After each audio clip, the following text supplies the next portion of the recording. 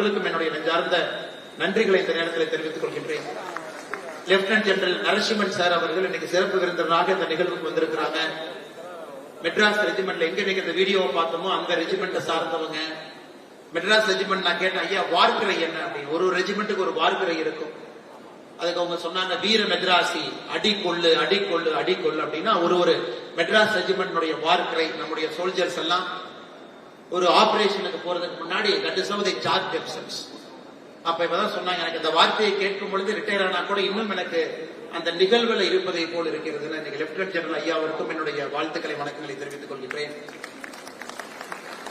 ஐயா வரதராஜன் அவர்கள் இன்னைக்கு சிறப்பு விருந்தினராக சென்னையிலிருந்து இங்க வந்திருக்கிறாங்க. மேஜர் முகுந்த் வரதராஜன் ஐயாவுடைய தந்தையார். இன்னைக்கு அமரன் திரைப்படம் வந்த பிறகு மேஜர் முகுந்த் வரதராஜன் அவர்கள் பட்டி தொட்டி எல்லாம் எல்லா வீடுகளுக்கும் போயிட்டாங்க.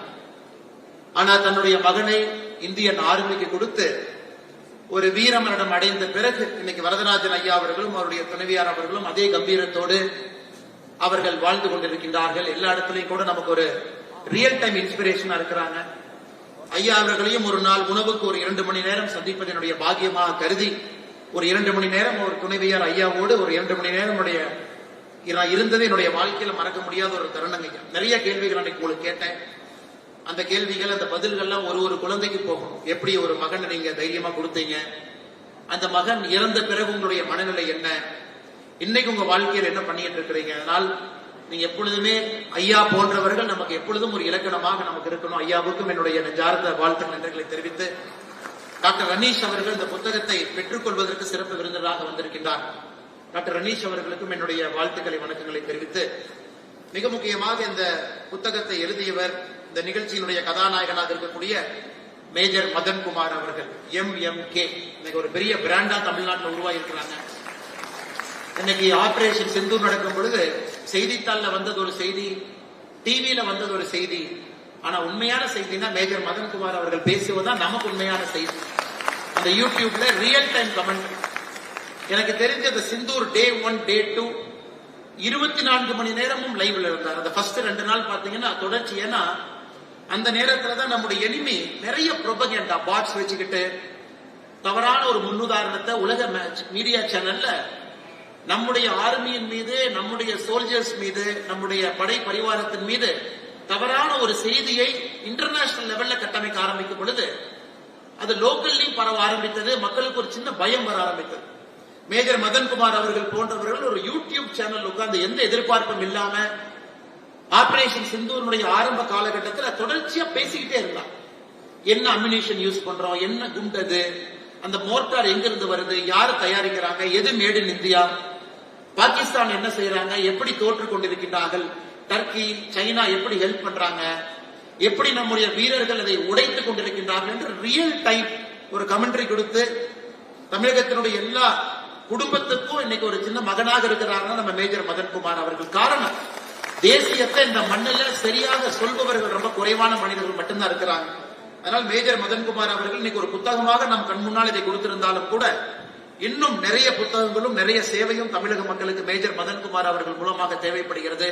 இதோடு நிற்காம இன்னைக்கு மேடையிலேயே அடுத்தது அறிமுகப்படுத்திட்டார். 35 எபிசோடு மெட்ராஸ் ரெஜிமெண்ட்ல எப்படி ட்ரைனிங்ல இருந்து எது நடக்குது, சோல்ஜர்ஸ் எப்படி உள்ள வாழ்றாங்க, அவங்க மனநிலை என்ன, எந்த ஸ்பிரிட்டோடு நம்முடைய நாட்டிற்கு சேவை செய்வதற்கு தயாராக இருக்கிறாங்க. ஒரு 35 எபிசோட் ஒரு சனி ஞாயிறும் வரும் பொழுது நிச்சயமா எத்தனையோ குழந்தைகளுக்கு இந்தியன் ஆர்மியை பற்றி, அவங்களுக்கு இன்னைக்கு ஒரு அக்னி வீரராக உள்ள.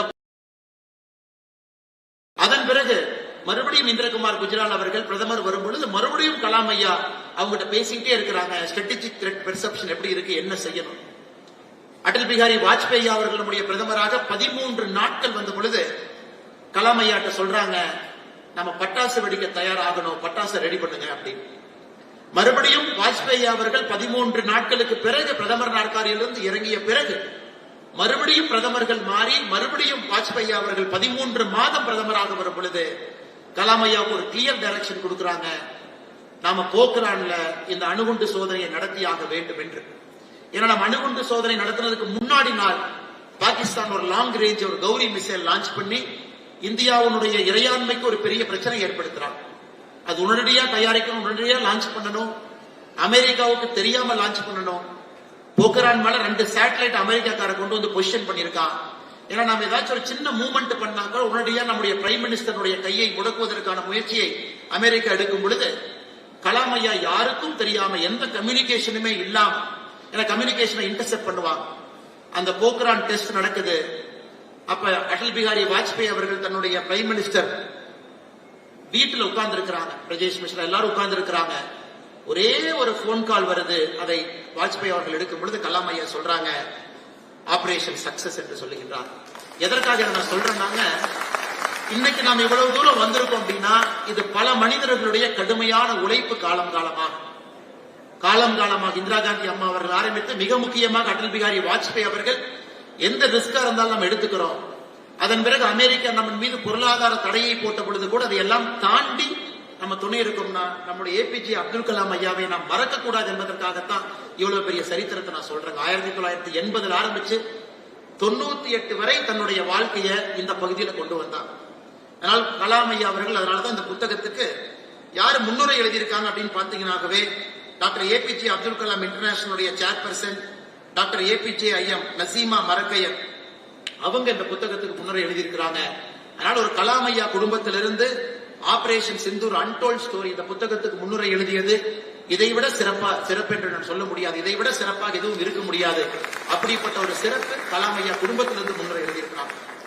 அதே போல உங்களுக்கு தெரியும், இந்தியாவை பொறுத்தவரை ஒரு காலகட்டத்தில் நாம் ஒரு எக்கனாமிக் பவர் ஹவுஸ் கிடையாது. இன்னைக்கு நம்ம சண்டை போட்டிருக்கோம், பாகிஸ்தானோட ஆபரேஷன் சிந்தூர் சண்டை போட்டிருக்கோம்னா சாதாரணமா போடலீங்க. நம்ம கிட்ட அவ்வளவு பொருளாதார வலிமை நம்ம கிட்ட இருக்கு. இன்னைக்கு ஆபரேஷன் சிந்தூர் பாத்தீங்கன்னா இந்தியாவிற்கு மொத்த செலவு மட்டுமே அசெட் ரீப்ளேஸ்மெண்ட் நம்ம செய்த மொத்த செலவு இன்னைக்கு ஆய்வறிக்கை என்ன சொல்லுதுன்னா $408 மில்லியன் நம்ம செலவு பண்ணிருக்கோம் ஆபரேஷன் சிந்தூர். இன்னைக்கு இந்தியா $4.1 ட்ரில்லியன் அந்த அளவுக்கு பொருளாதாரத்துல பெரிய நாடு. நம்முடைய டிஃபென்ஸ் பட்ஜெட்ல ஃபுல்லி 4-7% ஆபரேஷன் சிந்தூருக்கு செலவு பண்ணிருக்கோம். எதற்காக அதை சொல்றாங்க, ஒரு நாடு பொருளாதாரத்துல மேலே சென்றாலும் மட்டும்தான் நம்முடைய ஆர்ம்டு போர்சஸ்க்கு அந்த நாடு துணை இருக்க முடியும். அவங்களுக்கு என்ன தேவையோ கொடுக்க முடியும், தேவைக்கு அதிகமாகவும் கொடுக்க முடியும். எதை பற்றி யோசிக்காம எவ்வளவு பெரிய யுத்தமாக இருந்தாலும் கூட அதை செய்ய முடியும். அந்த அளவுக்கு பொருளாதார வளர்ச்சி இன்னைக்கு நம்முடைய நாடு பார்த்திருக்கு. இன்னைக்கு நாம $4.1 ட்ரில்லியன் பொருளாதார வளர்ச்சி இருக்கும். இதே பாகிஸ்தான் பாத்தீங்கன்னா மொத்த பொருளாதாரம் எவ்வளவு பாத்தீங்கன்னா $375 பில்லியன். அது ரிலையன்ஸ் இண்டஸ்ட்ரீஸினுடைய மொத்த மார்க்கெட் கேபிடலைசேஷனோட அளவுதான் இன்னைக்கு பாகிஸ்தானுடைய மொத்த பொருளாதாரம். ஆனால் நமக்கும் பாகிஸ்தானுக்கும் எந்த ஒரு காரணத்திற்கும் ஒரு 25 பைசா நாணய காசும் 500 ரூபாய் நோட்டும் பக்கத்துல வச்சதுக்கு சம்பந்தம். ஆனாலும் பாகிஸ்தான் இன்னைக்கு ஒரு தனி நாடு கிடையாது. ஆபரேஷன் சிந்தூரை பொறுத்தவரை பயன்படுத்தக்கூடிய விமானங்கள் சைனாவில இருந்து வாங்குறாங்க, பயன்படுத்தக்கூடிய ட்ரோன்கள் டர்க்கியில இருந்து வாங்குறாங்க. இன்னைக்கு சைனாவோ டர்க்கியோ இந்த புத்தகத்துல மேஜர் மதன் அவர்கள் எழுதியிருக்கிறாங்க, டர்க்கியோ சைனாவோ அவங்க தயாரிச்ச பொருள் எல்லாம் அது வெடிக்குதா வெடிக்கலையான பாகிஸ்தான் மூலமா சோதனை ஓட்டம் போடுவதற்காக தான் அவங்க பாகிஸ்தானை பயன்படுத்துறாங்க. 25 பைசா நாணயம் ஒரு பக்கமும் 500 ரூபாய் நோட்டு ஒரு பக்கமும், அப்படித்தான் அந்த சண்டை. ஆனாலும் நாம் பாகிஸ்தானுக்கு ஏற்படுத்தியிருக்கக்கூடிய சேதத்தை நீங்க பாத்தீங்கன்னா எந்த அளவுக்கு நாம் பாகிஸ்தானுக்கு சேதத்தை ஏற்படுத்தியிருக்கோம்னா கிட்டத்தட்ட $1.5 பில்லியன் பாகிஸ்தானுக்கு டோட்டலா நம்ம சேதத்தை ஏற்படுத்தியிருக்கோம். இன்றைய மதிப்பின்படி 14,500 கோடி ரூபாய் பாகிஸ்தானுக்கு ஏற்பட்டிருக்கக்கூடிய சேதம்.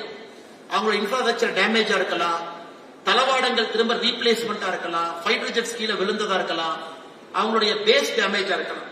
இந்தியாவுக்கான மொத்த செலவு $408 மில்லியன் என்று ஆய்வறிக்கை சொல்லுகிறது. பாகிஸ்தானுக்கான மொத்த செலவு $1.5 பில்லியன். எந்த அளவுக்கு நாம் வளர்ந்திருக்கிறோம். மேஜர் மதன்குமார் அவங்க சொல்றாங்க, இன்னைக்கு இந்த கினட்டிக் ரெஸ்பான்ஸ்ல, அதாவது ஒரு எனிமிக்கு நாம் கொடுக்கக்கூடிய பதில் என்பது ஒரு அறைக்கு இல்ல, ஒரு அறைக்கு 4 அறை கொடுத்திருக்கின்றோம். ஏன்னா அடுத்த முறை இது போன்ற ஒரு விபரீதமான விளையாட்டுல அவங்க இறங்கக்கூடாது என்பதற்காக கினட்டிக் ரெஸ்பான்ஸ் அப்படிங்கிறாங்க. அதையும் மேஜர் மதன் அவர்கள் மிக சிறப்பாக சொல்லி இருக்கின்றார்கள். ஓரடிக்கு ஓரடி திரும்பி வருவான், ஓரடிக்கு 2 அடி திரும்பி வரலாம். ஆனா ஓரடிக்கு 4 அடி கொடுத்ததன் மூலமாக இன்னொரு முறை பாகிஸ்தான் இதை முயற்சி செய்தால் விபரீதம் மிக மோசமாக இருக்கும் என்பதற்கான நம்முடைய ஆபரேஷன் சிந்தூரினுடைய டோட்டல் ஆக்ஷன் பிளான் அந்த மாதிரி இருந்திருக்கு. அதே நேரத்தில் இன்னும் ஒரு படி மேல போனீங்கன்னா இந்த ஆபரேஷன் சிந்தூர்ல இதையும் மேஜர் மதன் அவர்கள் மிகச் சிறப்பாக இதை கொண்டு வந்திருக்கின்றார்கள். நம்ம யூஸ் பண்ண ராணுவ தளவாடங்கள் எல்லாமே மேட் இன் இந்தியா, எல்லாமே நம்முடைய உள்நாட்டு உற்பத்தி. ஏபிஜே அப்துல் கலாம் ஐயாவை போன்றவர்கள் DRDOல அவங்க போட்ட அந்த பவுண்டேஷனல் டாக்டரின் இன்னைக்கு நாம சொந்தமா நம்முடைய தளவாடங்களை உற்பத்தி செய்யும் அளவுக்கு வந்திருக்கின்றோம். நீங்க பாருங்க, நம்முடைய மோடி அவர்கள் இந்த நாட்டினுடைய பிரதமராக பொறுப்பேற்ற பிறகு ஒரு ரெசல்யூட்டான ஒரு டிஃபென்ஸ். நம்முடைய பிரதமர் மோடி அவர்களை பொறுத்தவரை இன்னைக்கு பிரைம் மினிஸ்டரா இருக்கிறவங்க 2014 இருந்து நாட்டினுடைய செக்யூரிட்டி காம்ப்ரமைஸுக்கு எந்த இடத்திலும் கூட எங்கேயும் ஒரு சின்ன இடம் கூட கொடுக்கல. அது ஒரு இடத்தையும் அங்கே நடக்கும் பொழுது உடனுக்குடனாக பதிலடி. இன்னைக்கு 2022 financial year 2022 total Indian defence industry export பாருங்க 12,000 கோடி, 23 15,000 கோடி, 24 21,000 கோடி, 25 23,000 கோடி, அப்படியே வளருது. ஆனா ஆபரேஷன் சிந்தூருக்கு பிறகு நம்முடைய டிஃபென்ஸ் இண்டஸ்ட்ரி பாத்தீங்கன்னா 23,000 கோடியிலிருந்து 38,000 கோடிக்கு போகுது. ஏன்னா ஆபரேஷன் சிந்தூர்ல எல்லாத்தையும் பார்த்துட்டாங்க. நம்முடைய ராணுவ தளவாடங்களை உலக நாடுகள் பார்த்துட்டாங்க. இன்னைக்கு நம்முடைய பிரம்மோஸ் வியட்நாம் வாங்குறாங்க, இந்தோனேஷியா வாங்குறாங்க. ஆகாஷ் ஏர் டிஃபென்ஸ் சிஸ்டம் கிட்டத்தட்ட 95% இன்டரப்ஷன் ரேட், அத பல சமய சவுத் அமெரிக்கன் கண்ட்ரீஸ் அதை வாங்குறாங்க. அதே போல loitering முனிஷன், நேத்ராவுடைய airborne early warning system பல நாடுகள் நம்ம கிட்ட பேச்சுவார்த்தை பண்றாங்க. ஆபரேஷன் சிந்தூர்ல நாம் எதிரிக்கு நாம் பதிலடி மட்டும் கொடுக்கல, நம்ம நாட்டினுடைய ராணுவ தளவாட உற்பத்தியினுடைய திறன், குவாலிட்டி ஆஃப் இன்ஃப்ரா எந்த அளவுக்கு நம்ம வச்சிருக்கோம், அதையும் கூட உலக நாடுகளுக்கு இன்னைக்கு ஒரு சிம்ம சொப்பனமாக நம்முடைய நாடு மாறி இருக்கிறது என்பதையும் கூட இந்த புத்தகத்துல தான். இந்த புத்தகத்தில் எனக்கு பிடிச்சதுங்க, இட்ஸ் a complete compendium. என்னைக்கு பெகல்காம்ல ஆரம்பிச்சது, ஏன் நடந்தது, அந்த ரெசிஸ்டன்ஸ் ஃப்ரண்ட் யாரு, லஷ்கர்-இ தொய்பால இருந்து ஏன் அதை செஞ்சான், அவனுடைய நோக்கம் என்ன, அங்கிருந்து ஆரம்பிச்சு ஏன் ஆபரேஷன் சிந்தூர் செஞ்ச முதல் நாள் என்ன நடந்தது, நம்முடைய தாக்குதல் என்ன, பாகிஸ்தான் ரெஸ்பான்ஸ் என்ன, இரண்டாவது நாள், மூன்றாவது நாள், 13 நாட்கள் போறாங்க. அதன் பிறகு phase 2 வர்றாங்க. அதன் பிறகு நம்முடைய ராணுவ தளவாட உற்பத்தி அந்த மையங்களை சுட்டிக்காட்டி மேஜர் மதன் அவர்கள் இருக்கின்றார். அதனாலதான் நான் சொன்னேன், இது ஒரு கம்ப்ளீட் புக் என்று சொன்னேன். எல்லா விஷயங்களையும் கூட முழுமையாக அதில் எழுதியிருக்கிறார். அதே நேரத்தில் எனக்கு ரொம்ப ஆச்சரியமான விஷயம், இந்த புத்தகத்தில் மேஜர் மதன் அவர்கள் குறிப்பிட்டிருக்கக்கூடிய சில விஷயங்கள். சாப்டர் 1 30ஆம் பக்கத்துல pulse of a wounded nation சொல்றாங்க. எப்படி பெகல்காம் நடந்து அப்பாவி பொதுமக்கள் பெகல்காம்ல இறந்தாங்களோ, எங்க அப்பாவி பொதுமக்கள் எல்லோரும் புகைப்படங்கள் இங்க இருக்கு. ஆபரேஷன் சிந்தூர்ல நமக்காக உயிர் நீத்த வீரர்களுடைய புகைப்படம் எல்லாம் அஞ்சலி செலுத்தி இங்க இருக்கின்றோம். அதுல சொல்றாங்க, பெகல்காம் நடந்து முடிந்த பிறகு காஷ்மீர்ல இருக்கக்கூடிய நிறைய மாஸ்க்ல அவங்களுடைய ஃப்ரைடே செர்மன்ல அங்க இருக்கக்கூடிய முஃப்டிஸ், அங்க இருக்கக்கூடியவங்க என்ன பேசினாங்கன்னா, யார் ஒருவன் அப்பாவி பொதுமக்களை கொண்டிருக்கின்றார்களோ அவர்கள் எல்லோரும் அல்லாவுக்கு எதிரானவன் மட்டும்தான். அதனால காஷ்மீர்ல அப்பாவி பொதுமக்களை கொன்றுவிட்டு ஜிஹாத் என்று சொன்னால் நாங்கள் இதை ஏற்றுக்கொள்ள மாட்டோம், இதற்கு பழி தீர்க்க வேண்டும் என்று காஷ்மீர்ல எத்தனையோ மசூதியில அவர்கள் பேசியதையும் கூட நம்முடைய மேஜர் மதன் அவர்கள் இந்த புத்தகத்துல சுட்டி காட்டியிருக்கின்றார். லால் சவுக்ல ஒரு banner, our guest were killed, Kashmir is wounded, do justice, punish the killers. அவங்க இந்திய அரசு கிட்ட சொல்றாங்க, எங்களுடைய உள்ளே வந்த விருந்தினர்களை கொண்டிருக்கின்றார்கள், உடனடியாக அதற்கு பழி தீர்க்க வேண்டும் என்று. இல்ல இன்னொரு ஆச்சரியமான விஷயம், மேஜர் மதன் அவர்களை பொறுத்தவரை இந்த புத்தகத்துல ராமாயண மகாபாரதத்தை ஒரு தீமா இந்த புத்தகம் முழுவதுமே கொண்டு போறாங்க. ராமாயணம், மகாபாரதம், நம்முடைய அர்த்த சாஸ்திரம், கௌட்டில்யா அவர்கள் சொல்லி இருப்பது எல்லாத்திலுமே பிளானிங், ஸ்ட்ராட்டஜிக் டிஃபென்ஸ், அது எப்படி இன்னைக்கு இந்தியன் ஆர்மி தன்னுடைய டாக்டரின்குள்ள கொண்டு வருது. இன்னைக்கு ப்ராஜெக்ட் உத்பவ், இந்தியன் ஆர்மி அர்த்த சாஸ்திரம் இருக்கக்கூடிய நல்ல நல்ல விஷயங்களை லீடர்ஷிப் ட்ரைனிங் குள்ள கொண்டு வர்றாங்க. இவ்வளவு விவரமாக ஒரு புத்தகத்தை ஒரு மனிதன் சொல்லி இருக்க முடியும் என்றால் இந்த புத்தகத்துல நம்முடைய மேஜர் மதன் அவர்கள் சொல்லி இருக்கக்கூடிய ஆபரேஷன் சிந்தூர் தி அன்டோல்ட் ஸ்டோரி. அதனால் இளைஞர் பெருமக்கள் யார் இங்க இருக்கிறீங்களோ நிச்சயமா இந்த புத்தகத்தை நீங்க படிக்கணும். ஏதோ ஒரு இடத்துல உங்களுக்கு ஒரு உத்வேகம் கிடைக்கும். ஒண்ணு, நம்ம ஆர்மியில சேரலினா கூட ஆர்மியை பெட்டரா புரிஞ்சுக்கும், அண்டர்ஸ்டாண்ட் பண்ணிக்கும்.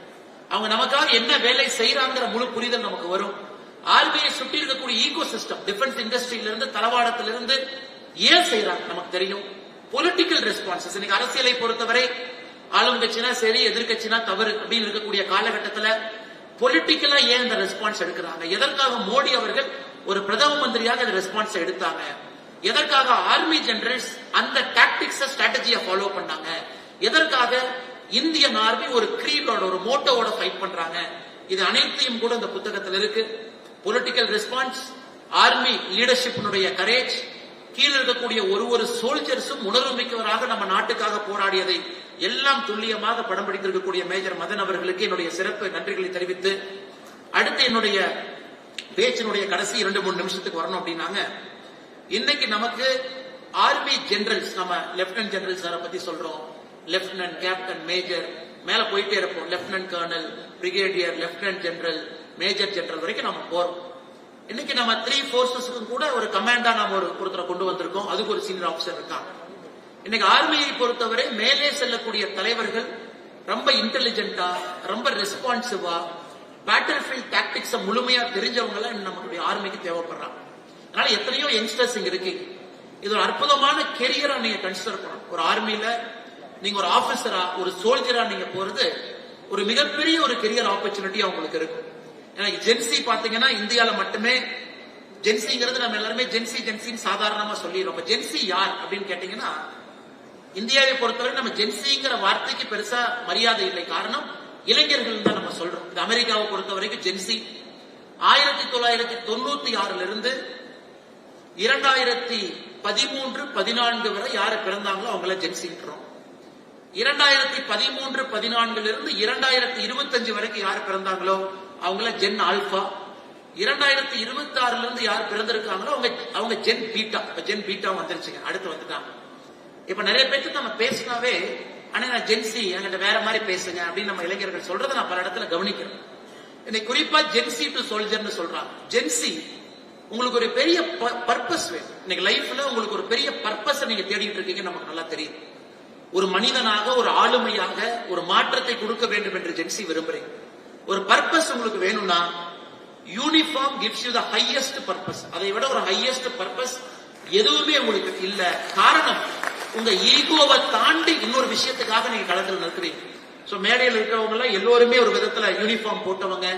அதனால ஜென்சி இன்னைக்கு நீங்க சோல்ஜராகவோ அல்லது உள்ள நீங்க ஒரு லீடராகவோ இந்தியன் ஆர்மிக்கு நீங்க போகணும் அப்படின்னா, நீங்க இன்னைக்கு யூனிஃபார்ம் சர்வீசஸ் ஒரு கிரெடிபிள் ஆப்ஷனா நீங்க பார்க்கணும். அதுல நீங்க சர்வ் பண்ண போகணும். மேஜர் மதன் அவர்கள் ஒரு சிறந்த உதாரணம். 2003 இந்தியன் ஆர்மிக்குள்ள போறாங்க, இஎம்இ உள்ள போறாங்க. 2009 6 வருஷம் தான் இருக்கிறாங்க. 2003, 4, 5, 6, 7, 8, 9 7 வருஷம் இருக்கிறாங்க. 7 வருஷம் இருந்ததுக்கு அப்புறம் அவர் ஆர்மியை மறந்துடல. அவர் யூனிஃபார்மை கழட்டிட்டு குட் பை சொல்லீங்க. 7 வருடம் இருந்த பிறகு அந்த 7 வருஷத்துல பாருங்க, operation Rakshak medal, Sainya Seva medal, high altitude medal, army commanders commendation card, counter terrorism operation, Delta Force, Rashtriya rifle, Poonch, Pathankot, Doda, Jammu and Kashmir, பஞ்சாப்ல வேலை பார்த்திருக்காங்க. அதன் பிறகு வெளியே வந்த பிறகு XLRI போறாங்க, MBA படிக்கிறாங்க. ஜம்ஷத்பூர்ல போய் ஸ்டடி பிரேக் எடுத்து XLRI MBA படிச்சுட்டு பெரிய பெரிய நிறுவனத்துக்கெல்லாம் வேலை பார்க்கறாங்க. Coca Cola, Nestle, Mars chocolate, Varun beverage எல்லாம். கடைசியில சுத்தி அடிச்சு அந்த சர்க்கிளை முடிச்சுட்டு இன்னைக்கு கிராமமாக ஊர் ஊரா போய் நீங்க ஆர்மியில சேரணும், நான் உங்களுக்கு பயிற்சி கொடுக்கறேன், இந்த 35 வீடியோ நான் கொண்டு வந்திருக்கேன், ஆபரேஷன் சிந்தூரை பற்றி நான் லைவ் கமெண்ட்ரி கொடுக்கறேன். போன மாதம் கூட பார்த்தேன், இஸ்ரேல் எங்கேயோ பார்டர்ல சுத்திக்கிட்டு இருந்தார். அவருடைய சமூக வலைதளத்தை பார்த்தேன், இஸ்ரேல் பார்டர்ல எங்கேயோ அந்த பக்கம் சுத்திக்கிட்டு இருந்தார். அதனால ஒருக்கா நீங்க யூனிஃபார்ம் போட்டாவே நீங்க யூனிஃபார்ம் போட்டவர் தான். அதை கல்ட்னா கூட ஆர்மியை பொறுத்தவரை once you wear a uniform you are always a soldier என்று சொல்வார். இன்னொரு பக்கம் ஃபுல் சர்வீஸ் முடிச்ச லெப்டினன்ட் ஜெனரல் ஐயா இருக்கிறார், ஃபுல் சர்வீஸ். அவர் சேர்ந்து ஃபுல் சர்வீஸ் எல்லாத்தையும் பார்த்துட்டு மெட்ராஸ் ரெஜிமெண்ட்ல ரிட்டையர் ஆன லெப்டினன்ட் ஜெனரல் அவங்க இருக்காங்க. 2 பேரும் நமக்கு இன்ஸ்பிரேஷன். ஆர்மியில முழு சர்வீஸ் பண்ண ஒருத்தரும், ஆர்மியில சேர்ந்து தன்னுடைய இளமை பருவத்தை இந்திய நாட்டுக்கு கொடுத்துட்டு லைஃப்ல வேற வேற விஷயத்தை எக்ஸ்ப்ளோர் பண்ண உங்களுக்கு இந்த சாய்ஸ் இருக்கு. நீங்க ஆர்மியில சேரலாம், ஃபுல் சர்வீஸ் பண்ண வேண்டிய அவசியம் இல்ல. வெளியே வந்து உங்களுக்கு பிடிச்ச விஷயத்தை செய்யலாம், ஆர்மியை நீங்க ப்ரமோட் பண்ணலாம், எத்தனையோ விஷயத்தை செய்யலாம். அல்லது லெப்டினன்ட் ஜெனரல் நரசிம்மன் ஐயா மாதிரி ஃபுல் சர்வீஸ் நீங்க பண்ணலாம். 2 பேரும் உங்களுக்கு ஒரு ஆகச்சிறந்த உதாரணமாக இங்க இருக்கிறாங்க. ஆர்மியினுடைய கிரீடோ லெப்டினன்ட் ஜெனரல் சொன்னாங்க, there is no greater glory than dying for your nation. Major Mukund Varadarajan அவர்களுக்கு கருத்து, ஒரு ஹையஸ்ட் குளோரி இந்த நாட்டிற்காக தன்னுடைய உயிரை விடுவது. இன்னைக்கு அது படமாக வந்த பிறகு அதை தத்ரூபமாக பார்ப்பதற்கு ஒரு வாய்ப்பு. நமக்கு தெரியும் எந்த அளவுக்கு அந்த மனுஷன் அந்த ராஷ்டிரிய ரைபிள்ஸ்ல பல இடத்துல போராட்டத்தின் பொழுது உயிரை துச்சமாக மடிச்சு பணி செய்தாருன்னு. ஆனால் சில பேருக்கு அந்த வாய்ப்பும் கிடைக்கும். பாரத அன்னைக்காக, இந்த நாட்டிற்காக நம்முடைய ரத்தத்தை கொடுப்பதற்கு அந்த வாய்ப்பும் சில பேருக்கு கிடைக்கும். எத்தனையோ பேருக்கு இந்த நாட்டை முழுமையாக சேவை செய்வதற்கு ஒரு வாய்ப்பு கிடைக்கும். எந்த வாய்ப்பு கிடைத்தாலும் கூட அந்த ஆண்டவனுடைய கட்டளை, அதை ஏற்றுக்கொள்வோம். எல்லோரையும் பாராட்டுவோம், எல்லோரையும் போற்றுவோம். மற்றும் ஒரு முறை மேஜர் மதன்குமார் அவர்களுக்கு இந்த சிறப்பான நிகழ்ச்சியை ஏற்பாடு செய்து எல்லோரையும் ஒரு மேடையில் அழைத்து வந்து அமர வைத்து நல்ல மனிதர்கள் எல்லாம் முன்னிறுக்கையில் அமர வைத்து பத்திரிகை நண்பர்கள் இருந்து நம்முடைய கல்லூரி நண்பர்கள் எல்லாம் ஒரே இடத்துல கூட்டிட்டு வந்து அமர வைத்து ஒரு பெரிய நிகழ்ச்சியை சிறப்பாக செய்து கொண்டிருக்கிறீர்கள். அதனால் உங்களுடைய இந்த 35 எபிசோடுக்கு வெயிட் பண்ணிட்டு இருக்கோம். அதை எப்படி நீங்க அதை கொண்டு வர்றீங்க? All of us are excited. Training நாங்க யாரும் உள்ள போய் பார்த்ததில்லை. அது நேரா விஷுவல் மீடியத்துல எங்களுக்கு வந்து சனிக்கிழமை ஞாயிற்றுக்கிழமை கொடுக்க போறீங்க. அது எத்தனையோ இளைஞர்களை மோட்டிவேட் பண்ண போது மறுமுறை முடியும் பிரபாகர் சாருக்கு என்னுடைய you are true inspiration sir. You are true inspiration for who you are. குழந்தைங்க நீங்க காலையில சூப்பரா மேக்கப் எல்லாம் போட்டு இன்னைக்கு வீட்டுல ஸ்கூலுக்கு அனுப்பி வச்சுட்டு இருந்தீங்க. அந்த நேரத்துல கரெக்டா நான் வீட்டுக்குள்ள போனேன். ஒரு அப்பா ஒரு குழந்தை 2 பேருக்கு இருக்கக்கூடிய ஒரு பாசம். அந்த அப்பா ஆண்டவன் கொடுப்பதை முழுமையா ஏற்றுக்கிட்டு தன்னுடைய வீட்டுல ஒரு சிறந்த குடும்ப தலைவனாக இருக்கக்கூடிய ஒரு நிகழ்வு. அவர் வெளியே நடக்கும் போதெல்லாம் 4 பேர்த்தை இன்ஸ்பயர் பண்றாங்க. Keep inspiring lot of us sir. Thank you so much for coming. எல்லோருக்கும் நன்றி தெரிவித்து என்னுடைய உரையை முடித்துக் கொள்கின்றேன். நன்றி, வணக்கம்.